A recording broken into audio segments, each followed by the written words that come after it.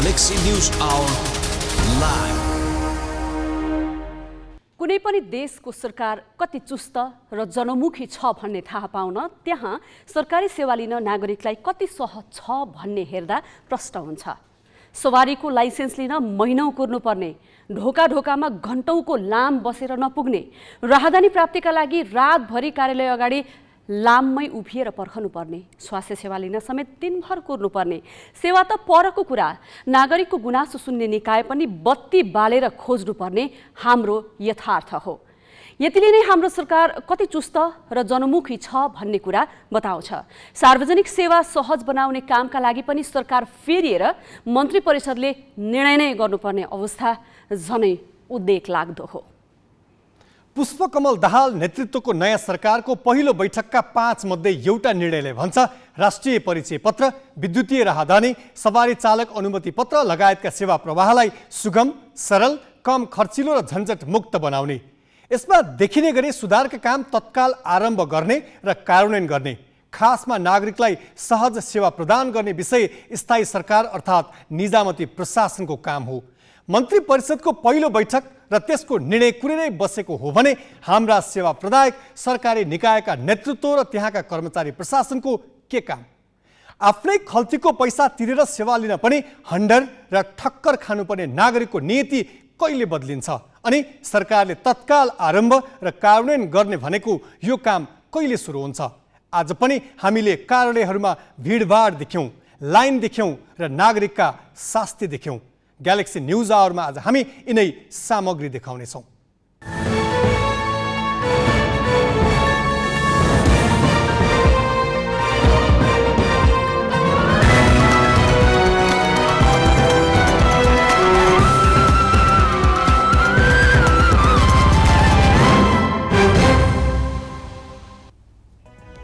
नमस्कार, यो हो ग्यालेक्सी न्यूज आवर। अब हेडलाइन्स।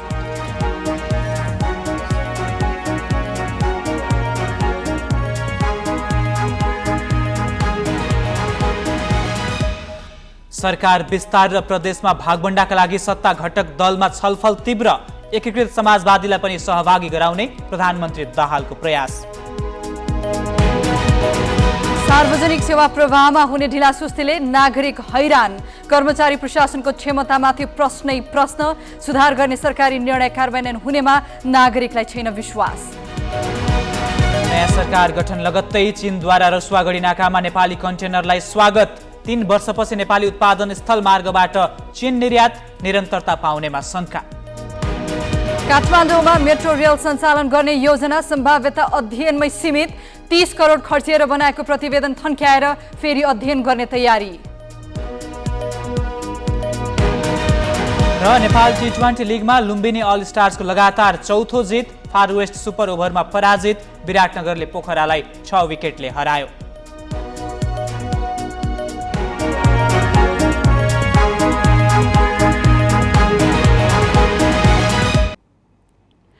सेवाग्राहीले प्राप्त गर्ने सेवाको गुणस्तर छिटो छरितो सहजताबाट नागरिकले सरकारप्रति दृष्टिकोण बनाउने गर्छन्। सार्वजनिक सेवाको प्रभावकारिता, राज्य प्रणाली र सरकारको कार्य सम्पादनको तस्बिर देखाउने ऐना पनि हो। सेवा लिँदा अनेकन शास्ति र झमेला बेहोर्नुपर्ने र कहिल्यै सहज ढङ्गले सेवा नपाइने कारण सरकारको आलोचना बढेको मात्र होइन कि यसको असर प्रणालीमा नै पर्न थालेको छ। नागरिकको वरिपरि नै सेवा, सार्वजनिक सेवा प्रवाहको मूल मर्म नै यही हो। संघीयता अर्थात् विकेन्द्रीकृत शासनको आवश्यकता पनि नागरिकको घर दैलोमा सेवा पुर्याउनकै लागि भएको हो। सामान्य सेवा लिनका लागि पनि अनेक शास्ति र हन्डर खेप्दै सदरमुकाम र सिंह दरबारकै ढोका ढकढक्याउनु पर्ने बाध्यतालाई दूर गर्न 3 तहका सरकारको परिकल्पना गरियो। राजकीय अधिकारको बाँडफाँट गरियो। संविधानको मूल्य अनुसारै 3वटा सरकार गठन भएको छ। चोक चौरस्तामा सरकारका प्रतिनिधि नभेटिने पनि होइन। तर यसले सार्वजनिक सेवा प्रवाहमा नागरिकको पहुँच बढाएको छैन।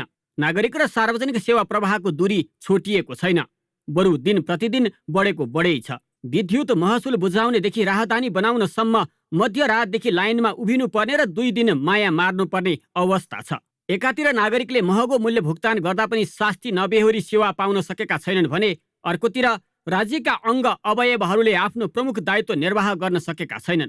जनता जनार्दन भन्ने अनि उनीहरूको चाहिने महत्त्व चाहिने भोट दिनेखेरि मात्रै भयो के सेवा दिने बेलामा भएन। हामीले सेवा कहिले कसरी लिनुपर्छ, सेवाको चाहिने परिकार कस्तो हुन्छ, प्रायोरिटी कसरी फिक्स गर्ने भन्ने कुराहरू कतै पनि बोध गरिएन। जस्तो कि अब जस्तो अहिले धेरै मान्छेहरू बाहिर गएका छन्, त्यस कारण चाहिने पासपोर्टमा जाने हुल छ, धेरै सवारी भित्रिएका छन्, त्यसै कारण यातायातमा हुल छ। यसलाई प्रायोरिटीमा गर्न सकिन्छ नि। अहिले तपाईँ नै भन्नुहुन्छ भने अहिले चाहिने यो राष्ट्रिय परिचय पत्रकै कुरा गरौँ भन्दाखेरि पनि अहिले गृहमा किन 4वटा मात्रै माइक राखेर त्यो फोटो के अरे क्यामेरा राखेर किन त्यो गर्ने, 10वटा क्यामेरा किन राख्ने? यदि त्यहाँ त्यो धेरै भिड हुन्छ भने। सरकारी संयन्त्र कतिसम्म पङ्गु र निकममा बन्दैछन् भन्ने उदाहरण हो सामान्य कामका लागि पनि प्रधानमन्त्री कार्यालयकै निर्देशन। केपी शर्मा ओली नेतृत्वको सरकारले 2074 चैत 2075 कार्तिकमा काठमाडौँका खाल्डा पुर्न निर्देशन दिएको थियो, तर निर्देशन अनुसार काम भएन। सम्बन्धित विभाग र शाखाले नै गर्न सक्ने कामका लागि पनि प्रधानमन्त्री कार्यालयले नै ताकेता गर्नुपर्ने परिस्थिति बनेको भन्दै त्यति बेला टिप्पणी भएको थियो। अहिले मन्त्री परिषदको पहिलो बैठकले सार्वजनिक सेवा प्रवाहलाई चुस्त बनाउने निर्णय गरेको छ।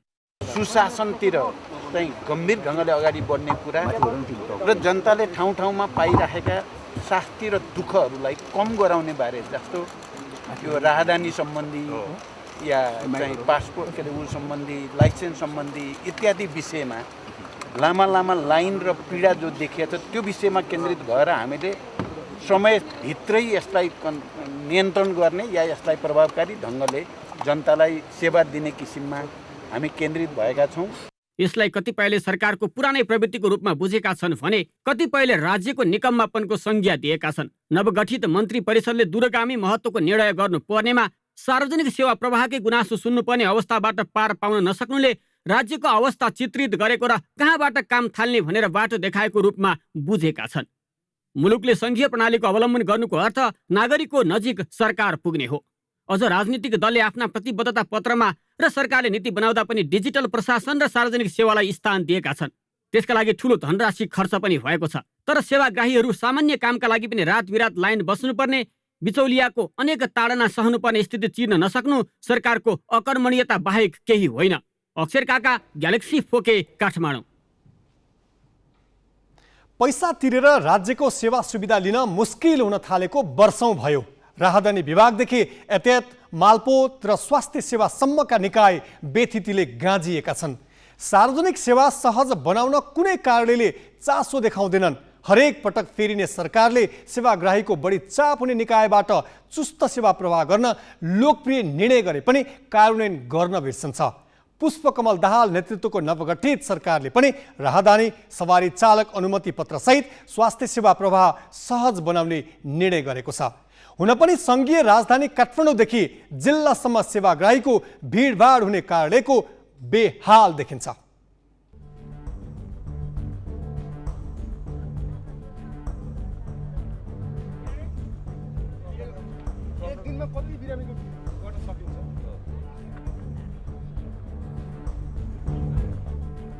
काठमाडौँको त्रिवी शिक्षर अस्पताल, जहाँ मुलुकभरिबाटै बिरामीहरू उपचारका लागि आउने गर्दछन्। दैनिक 2000 जति बिरामी आउने यस अस्पतालमा उपचार पाउन भने सहज छैन। बिहान 6 बजेदेखि नै टिकटको लागि लाइन बस्नुपर्छ। टिकट पाए पनि हप्तौँ वा महिनौसम्म पनि उपचारको लागि कुर्नुपर्ने बाध्यता रहेको बिरामीहरूको गुनासो छ।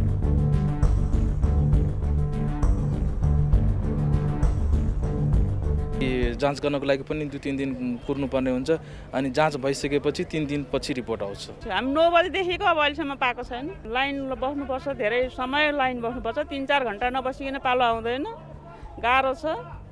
समयमा उपचार एकदम हुन पर्यो। भिडियो एक्सरे गर्नलाई बाहिर गएर चाहिँ बाहिर हामीले 950 तिरेर बाहिर गराउँछौँ। यहाँ भित्र चाहिँ अलि अब यो गभर्मेन्टको हस्पिटल भएर अलिक केही सहज होला भनेर भित्र आउँदाखेरि हामीले 1-2 हप्ता बढी पुरेर बस्नुपर्छ क्या। धेरै दुविधा छ हरेक कुरामा चाहिँ।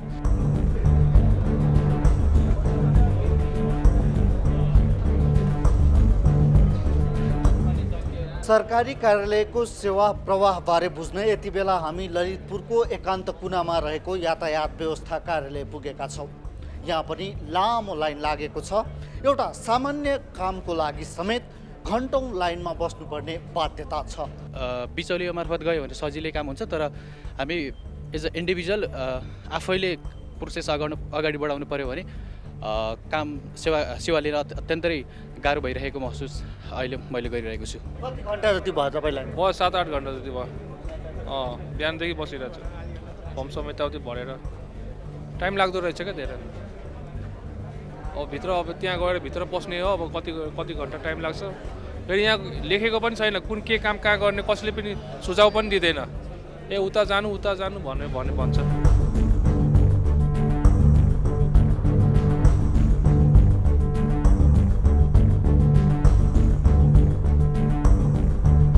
एकान्त कुनाको यातायात कार्यालय मात्र होइन, मुलुकभरिकै यातायात कार्यालयहरूको अवस्था उस्तै छ। लामो लाइन र बिचौलियाको बिगबिगी यातायात कार्यालयहरूको विशेषता जस्तै बनेको छ।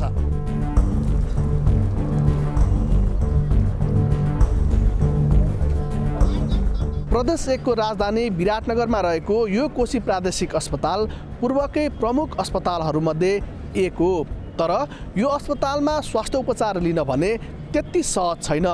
समयमै डाक्टर नभेटिने, छिटो जाने प्रवृत्तिका कारण यहाँ आएका बिरामीहरूले शास्ति बेहोरिरहेका छन्। भिडियो एक्सरे गराउनलाई आएको कोटा फुल भइसकेको थियो। त्यसपछि भोलि आउनु 9 बजे टाइम दिएको थियो, हामीले फेरि आज आएको छु। अब भित्र छिरिसकेको छ, 1-1.5 घन्टा 2 घन्टा जति भयो, भित्रै छ, अहिलेसम्म बाहिर आएको छैन। 9 बजे डक्टर आउँदाखेरि यति भिड हुँदै, अब आउनुहुन्छ 10-11 बजे आउनुहुन्छ, अनि थपक्क 1 बजे हिँडी जानुहुन्छ। कति चाहिँ जाँच्नुहुन्छ त? मान्छे यहाँदेखि कति भिड हुन्छ। 1000 रुपियाँ आउँदैन, 1000 रुपियाँ लाग्छ, अनि अर्को दिन बोक्नु पऱ्यो, अर्को दिन हाम्रो पालिकाले पर्दैन। यस्तो समस्याहरूलाई नपरोस्। यो गाउँपालिकामा रहे राम्रो हुन्थ्यो, प्रत्येक गाउँपालिकामा रहे राम्रो हुन्थ्यो, सबैले सेवा सुविधा हुँबाट पाएर। यहाँ चाहिँ आउँदा मलाई एउटा काम थियो, लाल पूर्जा लिनुपर्ने, 9 नम्बर झ्यालमा जानुहोस् भनेर भन्यो। त्यहाँनिर जाँदा कर्मचारी भन्छ 7 दिनको बिदामा रहेछ, कहाँ कार्यक्रम छ, कहाँ गएको रहेछ। कार्यालयमा जुन हामीले दिनौँको काम हुन्छ नि, जुन 1 दिनको काम हुँदा पनि हामी दौड्दै मरेर पनि 1 दिनमा हुँदैन। यहाँको कार्यालयमा के हुन्छ भने हामी जति पनि करायो, जति पनि चिलायो भने त्यो 1 दिनको सजग कामलाई पनि यहाँ 2 दिन 3 दिन दौड्दा पनि नहुने अवस्थामा छ।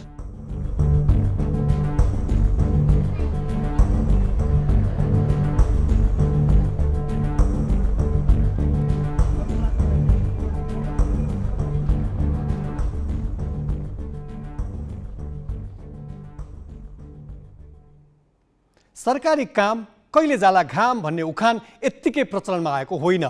नेपालकै सरकारी कार्यालयको व्यथिति हेरेर नेपाली जनमानसमा यो उक्ति बनेको भन्दा फरक पर्दैन। तर कुनै पनि सरकारले सेवा प्रवाहलाई चुस्त दुरुस्त बनाउने घोषणा गर्न भने छोड्दैनन्। तर काम भने पुरानै ढर्रामा चलिरहन्छ। नागरिकले दबाब दिँदा केही दिन सुधार भए जस्तो पनि देखिन्छ, तर त्यो दिगो रहँदैन। हाम्रा सरकारी निकायबाट दिइने सेवा किन छिटो छरितो हुन नसकेको होला र मन्त्री परिषदबाटै सरकारी सेवा चुस्त राख्ने निर्णय गर्नु परेको होला भनेर हामीले लोकसेवा आयोगका पूर्व अध्यक्ष उमेश मैनालीलाई सोधेका छौँ। सफल भयो कि असफल भयो भन्ने नै सेवा वितरणबाट हेर्ने हो। सरकारको मात्रै कुरा छोडिदिउँ, सरकार त आउँछन् जान्छन्, राज्यसँग नागरिकहरूले गरेको सम्झौताको ब्रिज भयो कि भएन भनेर हेर्ने गरिन्छन्। त्यसैले यहाँले सोधेको प्रश्न यति महत्त्वपूर्ण प्रश्न छ, राज्यको औचित्यसँग गाँसिएको। यदि परम्परागत सेवा नै वितरण भएन भने त राज्य असफल हुन्छ र राज्य कोल्याप्स हुन्छ, यस्तो स्थिति पनि आउँछ। त्यसैले गर्दाखेरि यसलाई हामीले प्रणालीमा लगेनौँ। हामीले जहिले पनि यसलाई के गर्यौँ त भने लहरको भरमा एउटा नाराको रूपमा ल्यायौँ। जबसम्म हामीले यसलाई प्रणालीमै आबद्ध गर्दैनौँ त्यो बेलासम्म यस्तै स्थिति रहन्छ। प्रणालीमा बसाल्न के गर्नुपर्छ भन्नु होला। यो कुनै पनि सरकार परिवर्तनले चाहिँ यसको प्रणाली नभत्किने व्यवस्था गर्नुपर्छ। जसरी हामीले कुनै हुनसक्छ हामीले कुनै सङ्गठनका क्षेत्राधिकारमा अथवा कानुन निर्माणमा नै यो काम यो अङ्गहरू मिलेर गर्ने अथवा यो काम यहाँबाट हुने भनेर लेखिदिउँ। दोस्रो, अब सामान्य सेवा लिने कामहरूमा पनि जनताले दुःख पाएको, पासपोर्ट लिने कुरामा, राष्ट्रिय परिचय पत्र लिने कुरामा, नागरिकता लिने कुराहरूमा जुन यहाँले सङ्केत गर्नुभयो, यो त दुःखद परिस्थिति हो। यसको लागि सरकारले धेरै ठुलो प्रयास पनि गर्नु पर्दैन। यसले खालि के भने त्यसको वितरण केन्द्रहरू बढाइदिए हुन्छ, सेवा सर्भिस सेन्टरहरू बढाइदिए हुन्छ। तपाईँको काठमाडौँमा अहिले काठमाडौँका 3वटा जिल्ला प्रशासन कार्यालय र परराष्ट्र मन्त्रालयको पासपोर्ट विभाग पासपोर्टमा संलग्न छन् भने पासपोर्ट वितरणमा संलग्न छन् भने त्यसको 3को ठाउँमा 10 ठाउँ बनाइदिने। यहाँ चाहिँ नि त्यो ठुलो व्यवहार पर्छ भनेर चाहिँ एउटा तपाईँको फिङ्गर प्रिन्टहरू लिने, एउटा फोटो लिने, यी विभिन्न खालका प्रिन्ट गर्ने ऊहरू छन्। यसलाई चाहिँ जति खर्च लागे पनि सरकारले ठुलो खर्च मान्नु हुँदैन। किन अनावश्यक कस्ता कस्ता खर्चहरू भएको छन् भने सर्भिस डेलिभरीलाई सहज बनाउन, जनताको साथी र हैरानीलाई सम्बोधन गर्न र तत्कालै सरकार पपुलर हुन, यी कामहरू गर्नुपर्छ र यो गर्न सकिन्छ। सार्वजनिक सेवा प्रवाहको चुस्तताले आम नागरिकलाई ठूलो लाभ मिल्नेमा दुई मत छैन। तर सरकारी कार्यालयका जिम्मेवार अधिकारी जागिरी खाने भन्दा बढी केही सोच्दैनन् र त यस्ता विषयलाई पनि हरेक नयाँ सरकारले पहिलो निर्णयको रूपमा सार्वजनिक गरिरहनुपर्छ। अब केही न्यूज संक्षेपमा। माओवादी केन्द्र नेतृत्वको नयाँ सरकार विस्तारका लागि दलहरूले छलफल सुरु गरेका छन्। 7 दल र 3 जना स्वतन्त्र सांसदको समर्थनमा गत आइतबार गठन भएको दाहाल नेतृत्वको सरकारमा सत्ता इतरका दललाई समेत सहभागी गराएर विस्तारको तयारी भएको हो। विशेष गरी लामो समयदेखि गठबन्धनलाई साथ दिएर सँगै चुनाव लडेको एकीकृत समाजवादीलाई पनि सरकारमा सहभागी गराउने गरी प्रधानमन्त्री एवं माओवादी केन्द्रका अध्यक्ष दाहालले पहल सुरु गरेका हुन्। उनले आज बिहान मात्रै एकीकृत समाजवादीका अध्यक्ष माधव कुमार नेपालसँग कुराकानी गरेका छन्। दाहालको निजी सचिवालय स्रोतका अनुसार सत्ता साझेदारको प्रमुख घटक नेकपा एमालेका अध्यक्ष केपी शर्मा ओली र नेपाल बीच कुराकानीका लागि प्रधानमन्त्री दाहालले मध्यस्थता गरिरहेका छन्। सरकार विस्तार, मन्त्रालय भागबण्डा, प्रदेश सरकारको नेतृत्व लगायत विषयमा समेत सत्तारूढ दलहरूबीच छलफल सुरु भएको छ। केन्द्रमा बनेको राजनैतिक समीकरणका आधारमा प्रदेश सरकार गठनका लागि दलहरू सक्रिय बने पनि नेतृत्व कुन दलले लिने भन्ने यकिन हुन सकेको छैन। सोही क्रममा आज प्रधानमन्त्री दाहाल र एमाले अध्यक्ष ओली बीच ललितपुरको खुमलटारमा भेटवार्ता भएको छ। भेटमा सरकारको वार्षिक नीति तथा कार्यक्रम, सरकार सञ्चालन, मन्त्रालय भागबण्डा, प्रदेश सरकारको नेतृत्व लगायत विषयमा कुराकानी भएको प्रधानमन्त्री दाहालका स्वकीय सचिव रमेश मल्लले जानकारी दिए। दुई नेताबीचको कुराकानीमा भोलि सत्ता समर्थित दलका शीर्ष नेताबीच सरकार विस्तार, मन्त्रालय बाँडफाँड, प्रदेश सरकारको नेतृत्व, सरकार सञ्चालन लगायत विषयमा छलफल हुनेछ। प्रधानमन्त्री दाहालले सोमबार माओवादी केन्द्र, एमाले र राष्ट्रिय स्वतन्त्र पार्टीबाट एक जनालाई उपप्रधानमन्त्री सहित 7 सदस्यीय मन्त्रीमण्डल गठन गरेका थिए। उपप्रधानमन्त्रीहरूले मन्त्री लगायत जिम्मेवारी पाए पनि एमालेबाट सरकारमा सहभागी भएका 4 जनाले भने मन्त्रालयको जिम्मेवारी पाएका छैनन्।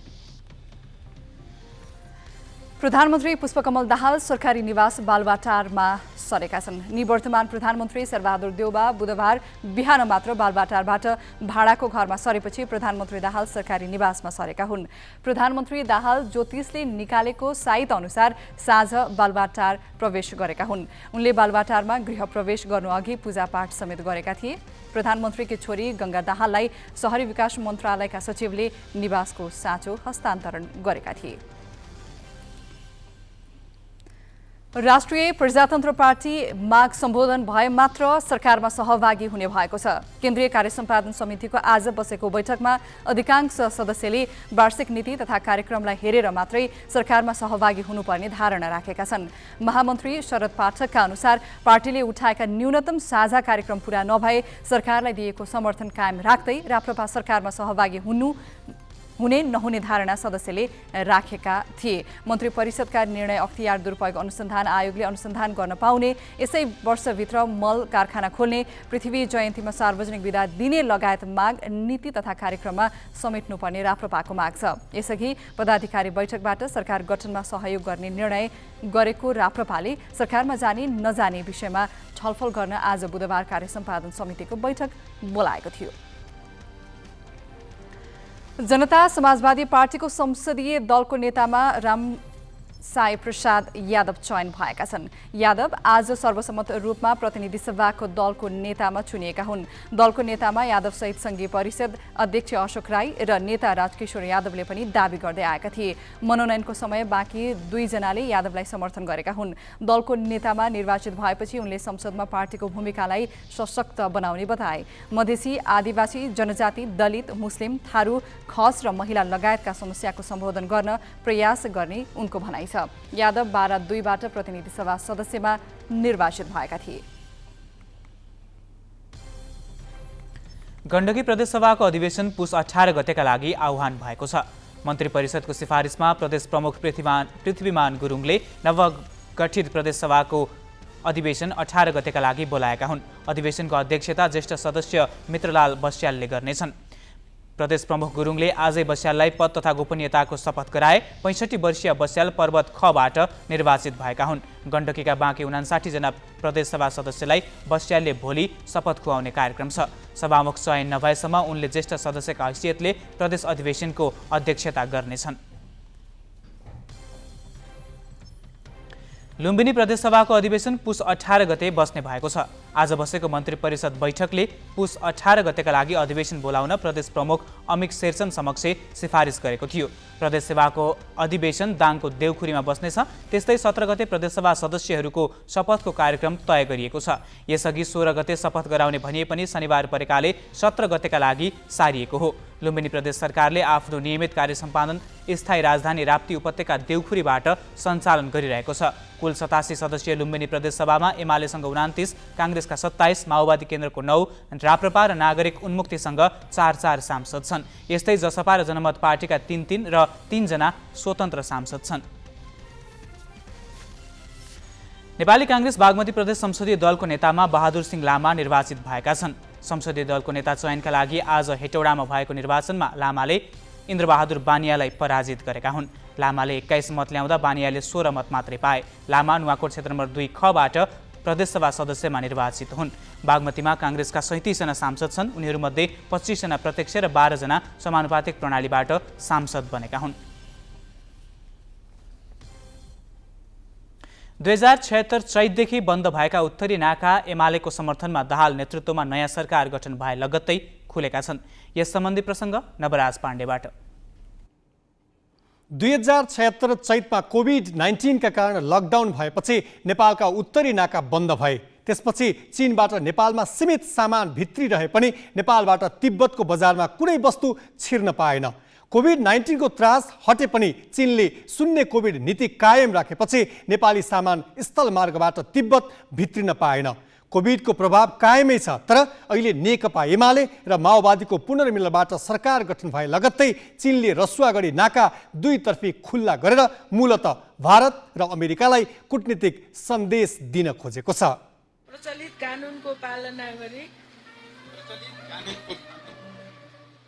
संसदको दोस्रो ठुलो दल एमाले काँध थापिदिएपछि पुष्पकमल दाहाल प्रधानमन्त्री भएको भोलिपल्टै चीनले रसुवागढी नाकामा नेपाली सामान बोकेका कन्टेनरलाई स्वागत गरेको छ। 33 महिनापछि टिमुरेको बाटो भएर नेपाली हस्तकलाका सामान तिब्बत छिरेका छन्। यसअघि कोभिड-19 को असर कम भए पनि नेपालमा अमेरिकी परियोजना एमसीसी कार्यान्वयन गर्ने गरी सरकारले प्रक्रिया अगाडि बढाएपछि चीनले अघोषित नाकाबन्दी लगाउँदै आएको थियो, जसले नेपालबाट चीनतर्फ हुने निर्यात निरन्तर घटेको छ।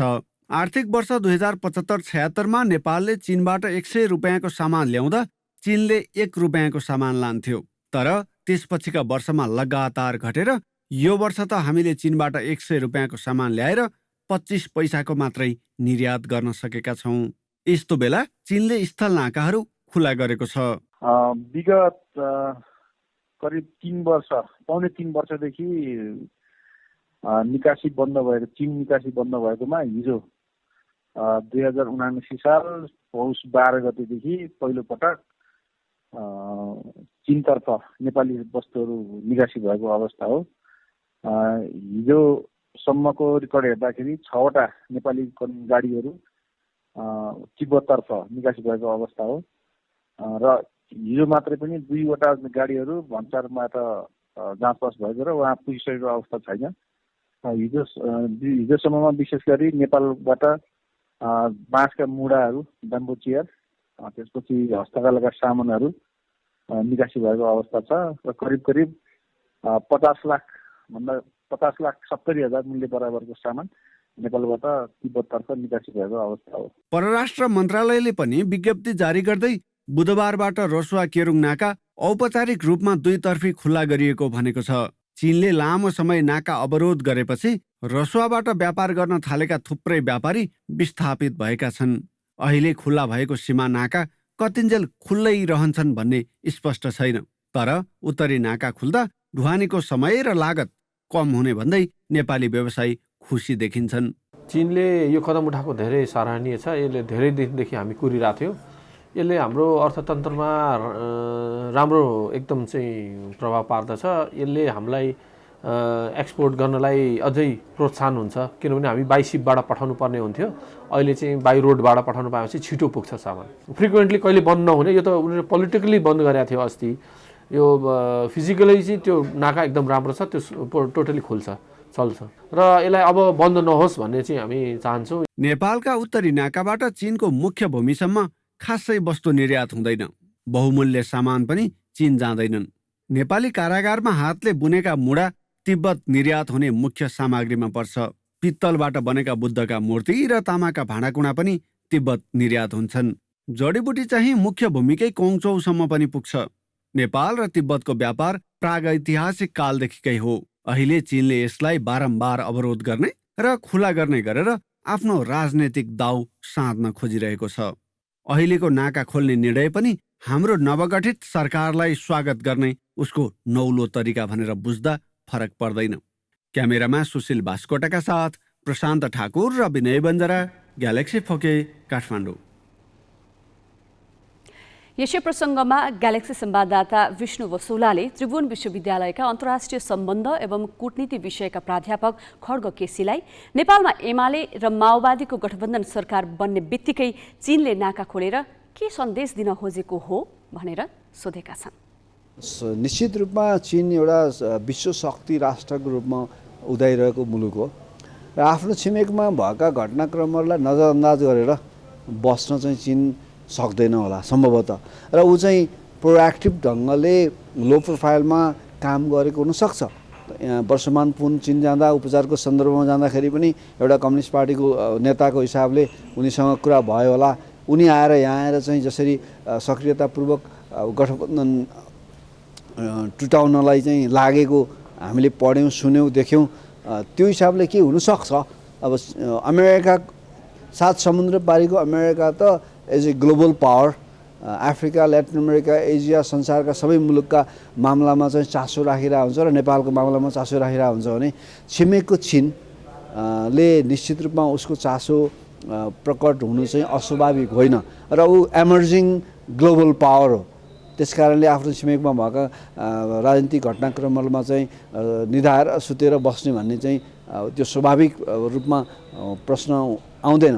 तर जहाँसम्म यो नाका खोलाएको कुरा चाहिँ चीनको राष्ट्रिय रणनीति अन्तर्गत चीनलाई अन्तर्राष्ट्रिय रूपमा नै चिनिया आम नागरिकहरूले नै एक खालको चाहिँ जिरो कोभिड पोलिसी स्ट्रिक्ट भयो र निर्यातमा चाहिँ कमी आयो। चीनको व्यापारमा पनि चाहिँ चीनको ट्रेड ट्रान्ज्याक्सन घटेर गयो भन्ने प्रेसर आएको हुनाले चिनिया सरकारको चाहिँ उनीहरूको आफ्नो रणनीति, आफ्नो नीति अन्तर्गत नै उनीहरूले नाका सहज बनाएको हो।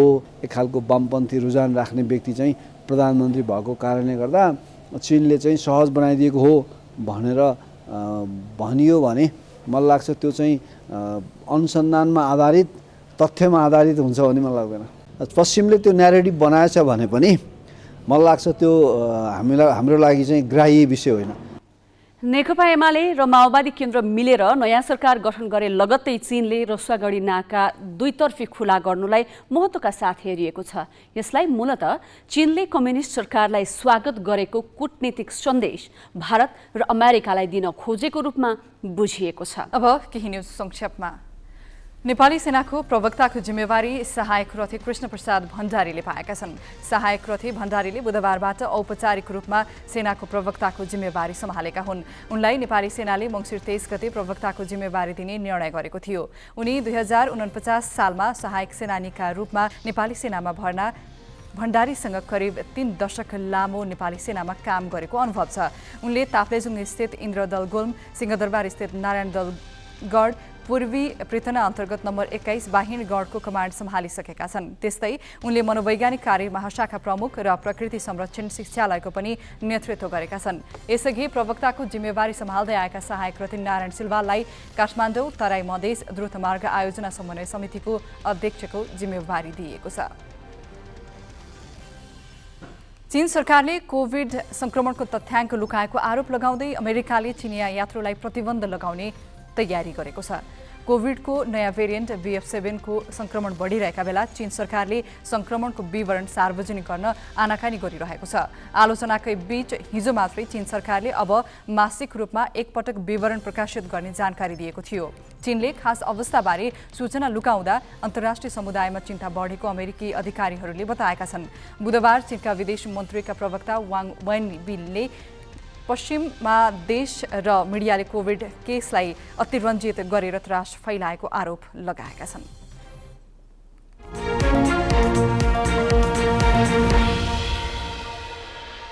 अर्थमन्त्री विष्णु पौडेल उद्योगी व्यवसायको माग सम्बोधन गर्न सकारात्मक देखिएका छन्। बैंकको चर्को ब्याजको विरोधमा सडकमा उत्रिएका उद्योगी व्यवसायीलाई वार्ताका लागि बोलाएर अर्थमन्त्री पौडेलले यस्तो आश्वासन दिएका हुन्। अर्थ मन्त्रालयमा आज भएको छलफलमा मन्त्री पौडेलले विज्ञ टोलीसँग चाँडै परामर्श गरेर निजी क्षेत्रका माग सम्बोधन गर्ने आश्वासन दिएको वार्तामा सहभागी मोरङ व्यापार सङ्घका अध्यक्ष नवीन रिजालले जानकारी दिए।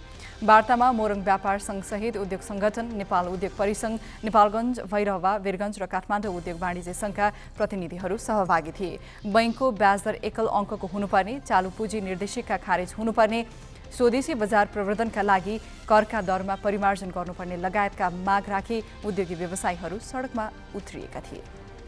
सरकारले पोखरा अन्तर्राष्ट्रिय विमानस्थलमा उडान गर्ने अन्तर्राष्ट्रिय वायु सेवा कम्पनीलाई 1 वर्षसम्म विभिन्न शुल्कमा 100% छुट दिने भएको छ। नियामक नेपाल नागरिक उड्डयन प्राधिकरण क्यानका अनुसार नयाँ अन्तर्राष्ट्रिय विमानस्थलमा एयरलाइन्सलाई आकर्षित गर्न 1 वर्षसम्म विमानस्थलको सेवा शुल्कमा 100% छुट दिने निर्णय गरिएको हो। क्यानका प्रवक्ता जगन्नाथ निरौलाले अन्तर्राष्ट्रिय उडान भर्ने स्वदेशी तथा विदेशी एयरलाइन्सले यस्तो सुविधा पाउने बताए। विमानस्थलमा अवतरण शुल्क, विसन शुल्क, सञ्चार तथा उड्डयन शुल्क र सुरक्षा जाँच शुल्कमा 100% छुट दिने निर्णय भएको छ। राष्ट्रिय गौरवको आयोजनाका रूपमा रहेको पोखरा अन्तर्राष्ट्रिय विमानस्थलमा अङ्ग्रेजी नयाँ वर्ष जनवरी 1 देखि व्यावसायिक उडान सञ्चालन गर्ने तयारी क्यानको छ। नयाँ स्टक एक्सचेन्ज र ब्रोकर लाइसेन्स नियमावली विरुद्ध परेको रिट खारेज गरेको छ।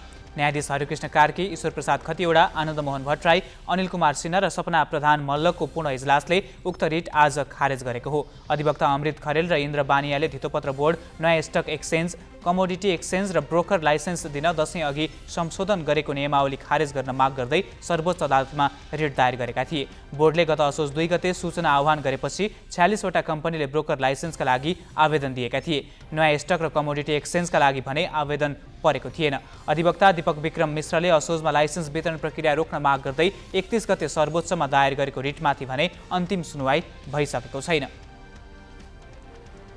नयाँ सरकार गठनपछि लगातार 2 दिन उच्च अङ्कले बढेको शेयर बजार आज भने स्थिर रहन सकेन। कारोबार सुरु भएदेखि नै उतार चढाव देखिएको बजार 11.81 अङ्कले घटेर बन्द भयो। नयाँ सरकार गठनको 2 दिनमै नेप्से परिसूचक 1.16 अङ्कले बढेको छ। सोमबार 57 अङ्कले बढेको बजार मङ्गलबार 60 अङ्कले उकालो लागेको थियो। आज नेप्से 11.81 अङ्कले घटेर 1972.15 बिन्दुमा आइपुगेको छ। सेन्सिटिभ इन्डेक्स पनि 4.72 अङ्कले घटेको छ। आज कारोबार रकम पनि 2 अर्ब 15 करोड 35 लाखमा सीमित भएको छ। मङ्गलबार करिब 4 अर्बको सेयर खरिद बिक्री भएको थियो। नेप्से घटे पनि आधा दर्जन स्टकको सेयर सकारात्मक सर्किट लेभलमा कारोबार भएको छ।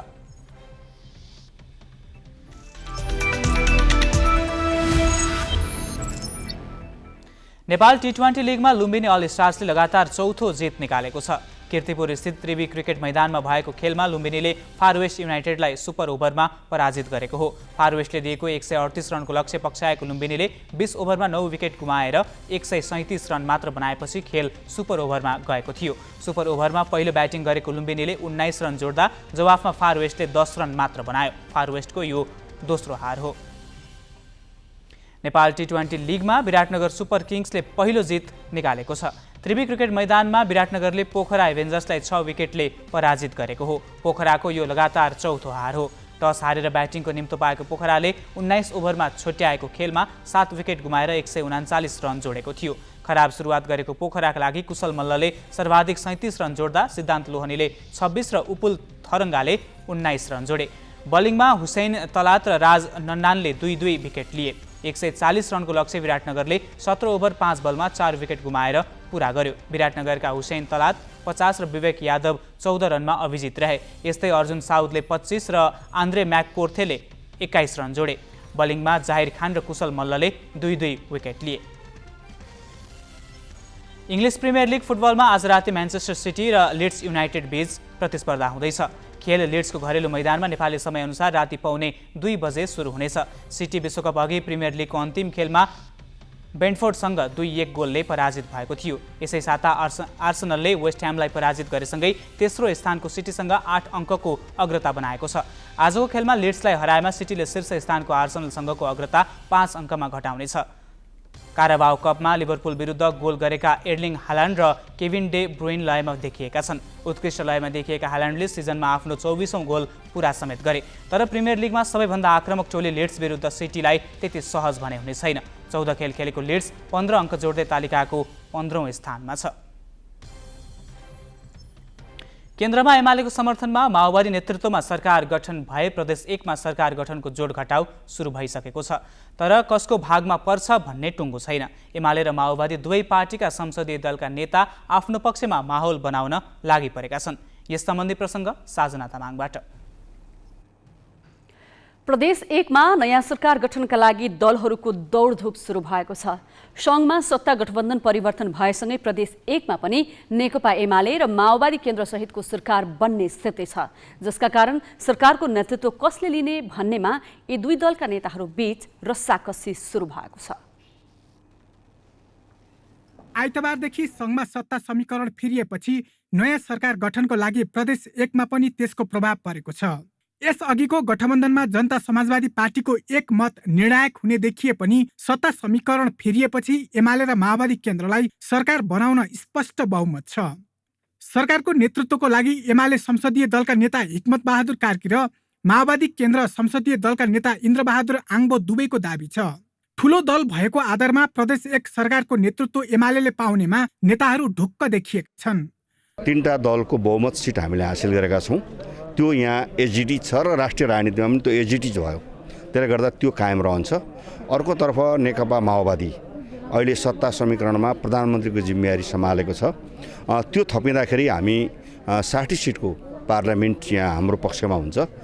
त्यसो हुँदाखेरि केन्द्रीय सत्ताको बाँडफाँडमा अन्यथा नभएमा नेकपा एमालेको नेतृत्वमा सरकार बन्ने कुरा निश्चित छ।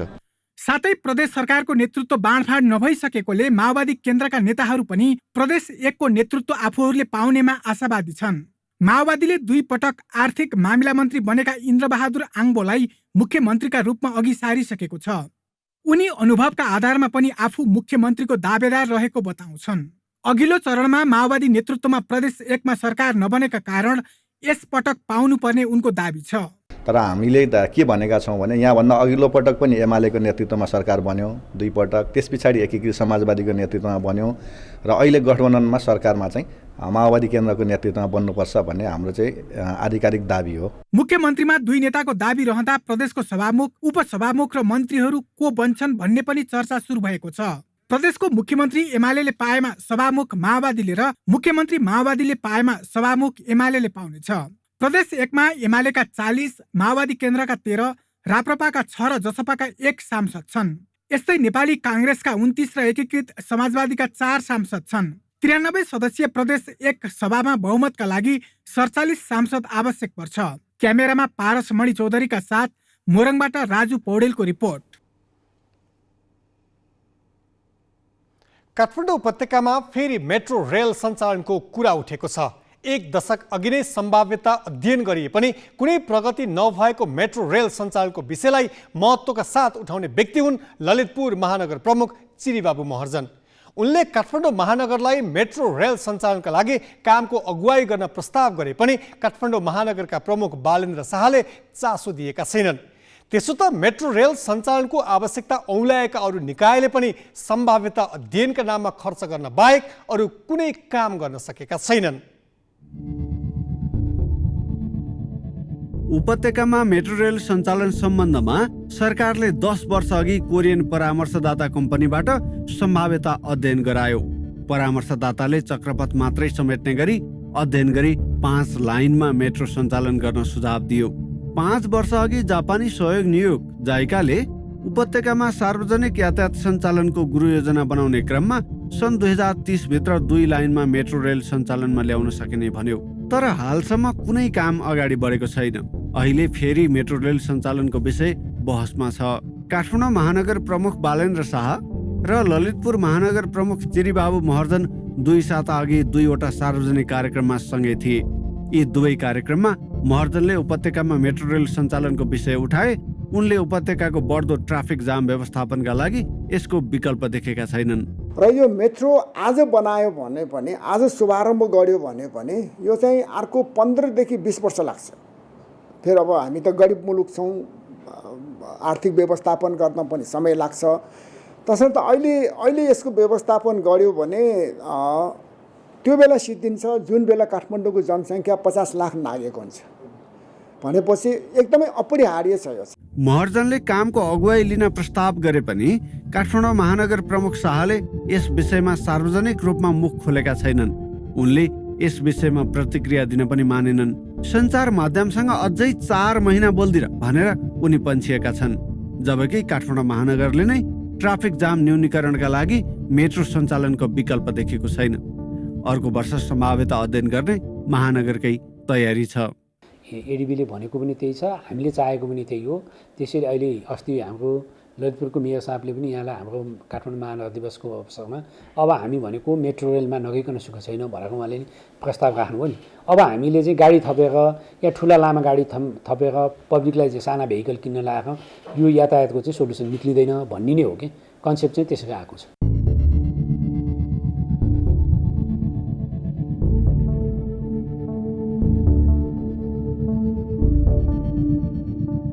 उपत्यकामा मेट्रो सञ्चालनको कुरा हुन थालेको 12 वर्ष भइसक्यो।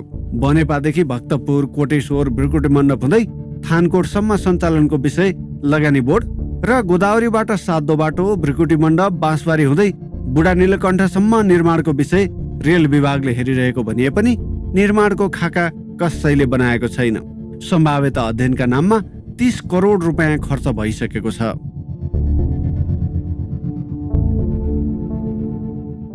1 किलोमिटर बनाउन 10 अर्बको खर्च हुन्छ। त्यो किन हो भन्दाखेरि अब काठमाडौँ उपत्यकामा बनाउनु पर्दाखेरि अब धेरै चाहिँ अन्डरग्राउन्ड जानुपर्छ अथवा चाहिँ पुल बनाएर एलिभेटेड ट्र्याकमा जानुपर्ने अवस्था देखिन्छ। त्यही भएर यो महँगो हो।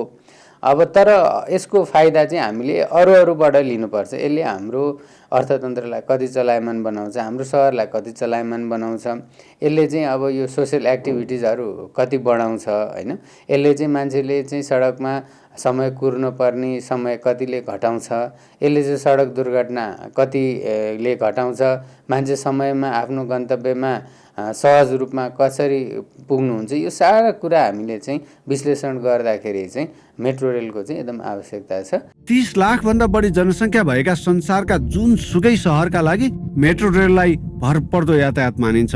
काठमाडौँ उपत्यकामा 50 लाख भन्दा बढी बसोबास छ। यो संख्यालाई बसले थ्याक्नै सक्दैन। बस बढाउनका लागि सडक छैन, ट्राफिक जाम दिनहुँ बढिरहेको छ। त्यसैले मेट्रोको विकल्प देखिँदैन। तर 1 किलोमिटर मेट्रो रेल मार्ग बनाउन 10 अर्ब रुपियाँ भन्दा बढी लाग्ने भएकाले आर्थिक रूपमा भने नेपालका लागि यो त्यति सहज भने छैन। क्यामेरामा सबिन महर्जनका साथ ग्यालेक्सी फोकेका लागि गोविन्द कुँवरको रिपोर्ट। अमेरिकामा व्यापक हिमपातसहित आएको आँधीका कारण मृत्यु हुनेको संख्या 62 पुगेको छ। न्युयोर्कको बफेलो सहरमा मात्रै पछिल्लो 24 घण्टामा 28 जनाको मृत्यु भएको छ।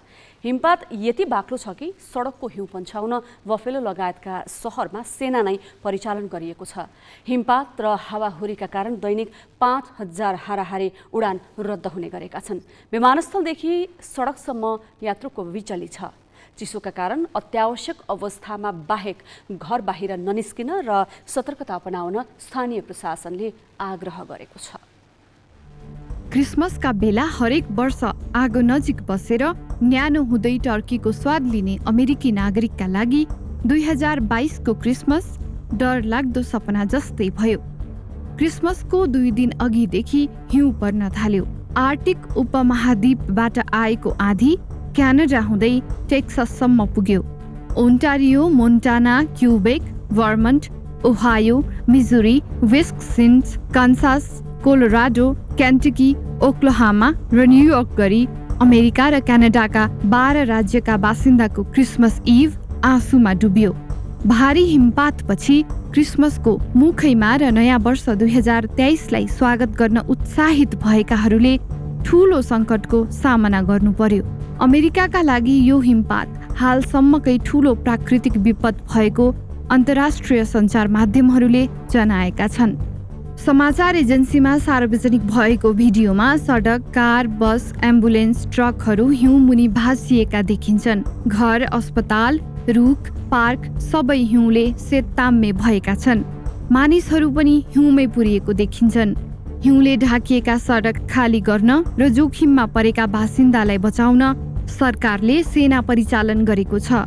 हिम आँधीले क्रिसमस मनाउने योजना मात्र ध्वस्त पारेन, त्यहाँका बासिन्दाको नयाँ वर्ष मनाउन सक्ने अवस्था समेत बाँकी राखेन। परिवारसँग क्रिसमस र नयाँ वर्षको बिदा मनाउन हिँडेकाहरूको विमानस्थल र राजमार्गमा बिचल्ली छ। सबैभन्दा प्रभावित क्षेत्र न्युयोर्कको बफेलो सहरका सडकमा मानिसहरू अझै पनि फसिरहेका छन्। कतिपय मानिस कारभित्रै मृत फेला परेका छन्। मौसमविदहरूले तापक्रम बढेपछि हिउँ पग्लेर बाढी आउन सक्ने चेतावनी दिएका छन्। International bureau, galaxy 4K। हामी ग्यालेक्सी न्युज आवरको अन्त्यमा छौँ। जाँदा जाँदै हेडलाइन्स।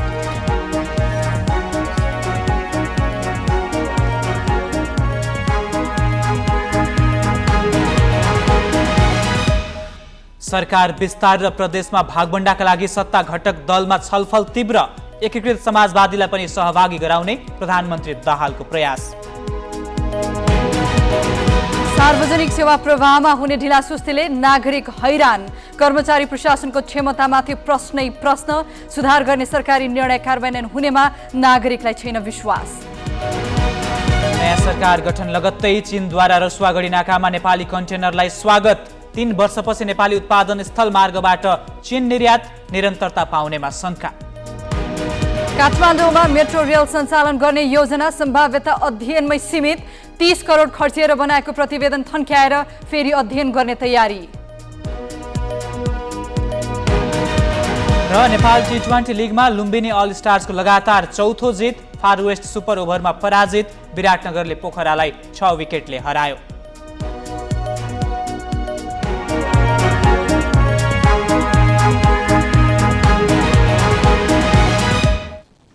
आजलाई ग्यालेक्सी न्युज आवर सकियो।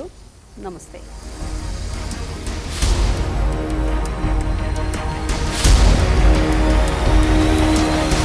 This is Galaxy News Hour Live.